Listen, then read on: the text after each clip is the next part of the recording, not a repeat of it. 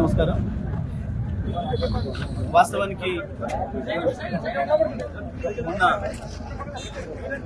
మొన్న క్యాబినెట్ అంతా కూర్చొని హడావుడి చేసి ఒక ఆయన ఇంగ్లీష్లో, ఒక ఆయన తెలుగులో, ఒక ఆయన ఏదో భాషలో మాట్లాడిన చేసిన ఆరోపణల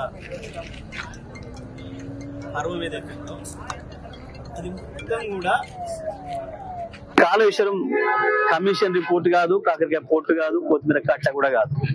అది కేవలం కాంగ్రెస్ బీజేపీల ఆరోపణల చిట్ట. అది కేవలం కాంగ్రెస్ బీజేపీల ఆరోపణల చిట్ట తప్ప అది కమిషన్ నివేదిక కాదు. ఎట్టి పరిస్థితులలో కూడా కాళేశ్వరం కట్టింది టీఆర్ఎస్, అందులో సందేహం లేదు. కాళేశ్వరంతోనే తెలంగాణ సస్యశ్యామలమైంది, అందులో సందేహం లేదు.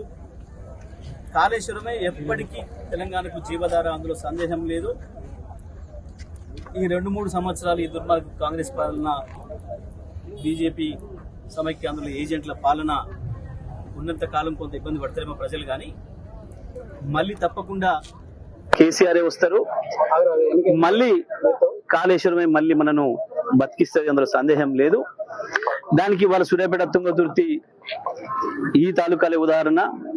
కాళేశ్వరం మొట్టమొదటి నీళ్లను తాగింది ఈ భూములు, ఈ సూర్యాపేట జిల్లా భూములు. మొట్టమొదటి ఫలితాన్ని తీసుకుంది కూడా సూర్యాపేట జిల్లా భూములే. తప్పకుండా ఈ ప్రాంత ప్రజలు పెద్ద ఎత్తున దానిపైన పోరాటానికి సిద్ధమవుతున్నారు. ఇది కేవలం ఏదో కేసీఆర్ బదనాం చేస్తామని చెప్పి గత 2 సంవత్సరాల కాలంగా ఏదైతే పైన మోడీ గారి ఆశీస్సులతోని, పక్కన చంద్రబాబు గారి డైరెక్షన్ లో బనకచెర్ల కొరకే ఏదైతే కాళేశ్వరాన్ని పండబెడుతున్నారో, తప్పకుండా ఈ కుట్రలన్నింటినీ కూడా బయట పెడతాం, చీల్చి చెండాడతాం. రేపు శాసనసభలో కూడా తప్పకుండా దీన్ని నిలదీస్తాం. కాళేశ్వరం మంచిగా ఉంది, మీరు అందరు చూసిండ్రు. స్వయంగా నేను దానిపై నిలబడి చూసి మాట్లాడి చెప్పొచ్చినా, మేము చెప్పినాం, మేము ఛాలెంజ్ చేసినాం. మాకు కాళేశ్వరం కేసీఆర్కి అప్పచెప్పండి, 4 రోజుల్లో మొత్తం ఇటు కింద చిన్న సీతారాం తండ దాకా నీళ్ళు తీసుకొస్తాం, రావి చెరువు నింపి ఇటు మోతి చివరి దాకా తీసుకుపోతాం. అక్కడ ఎస్ఆర్ఎస్పి పైన కూడా ఇంకా నీళ్లు రాక ఇబ్బందులు పడుతున్నా ఆ ప్రాంతానికి కూడా నీళ్లు అందిస్తామనే మాటను మేము ఏదైతే చెప్పినామో మళ్ళీ కూడా మేము అదే మాట మీద నిలబడి ఉన్నాం. ఎట్టి పరిస్థితులలో కూడా కాళేశ్వరంకి ఇక్కడ చిన్న నష్టం కాలే. కాళేశ్వరం నివేదిక పేరు మీద ఇవాళ కాంగ్రెస్ పార్టీ ప్రభుత్వం చేస్తున్నది మోసపూరిత ప్రచారం తప్ప అది ఇంకొకటి కాదు. అది ఈ పనికి మాలిన వాటికి వీటికి భయపడే దాంట్లో ఎవరం కూడా లేము.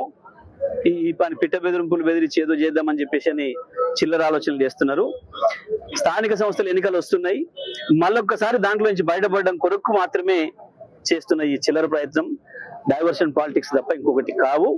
కేసీఆర్ గారిని బదనం చేయాలి, కుట్ర చేసి రకరకాల నిందలు వేయాలి, ఈ ప్రచారాన్ని రోజు పేపర్లలో రాయించుకోవాలి, దాంతో తెలంగాణ ప్రజల్ని మళ్ళొకసారి మోసం చేయాలనే ప్రయత్నంలో భాగంగా చేస్తున్న చిల్లర చేస్తే తప్ప ఇది ఇంకోటి కాదు. అది కాళేశ్వరం నివేదిక కానే కాదు, అది అందులో సందేహం ఏమీ లేదు. ఎన్నికల్లో పోతే బీసీ రిజర్వేషన్ల విషయంలో కాంగ్రెస్ పార్టీ ఇప్పటికీ కూడా మోసం చేసే ప్రయత్నంలోనే ఉంది.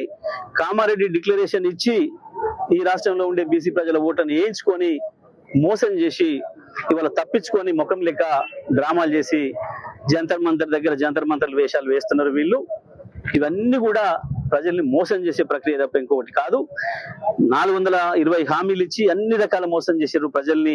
నిరుద్యోగ యువతిని మోసం చేశారు, ఉద్యోగాల విషయంలో విద్యార్థుల్ని 5 లక్షలు ఇస్తామని స్కూటీలు ఇస్తామని మోసం చేశారు, 2,500 ఇస్తామని మహిళల్ని మోసం చేశారు, 2 లక్షల రుణమాఫీని రైతుల్ని మోసం చేశారు, నెలకి 2,500 ఇస్తామని మహిళల్ని మోసం చేశారు, 15,000 ఇస్తామని చెప్పి రైతుల్ని మోసం చేశారు. అదే విధంగా సన్నబుడ్లకు బోనస్ ఇస్తామని చెప్పి మోసం చేసిండ్రు. అడుగున మోసమే చేసుకుంటూ వచ్చారు, ఉద్యోగస్తులు మోసం చేసిండ్రు. ఇవాళ బీసీలను కూడా మోసం చేశారు. దాంట్లోంచి తప్పించుకోవడం కొరకు వేస్తున్న డ్రామాలే ఇవన్నీ కూడా.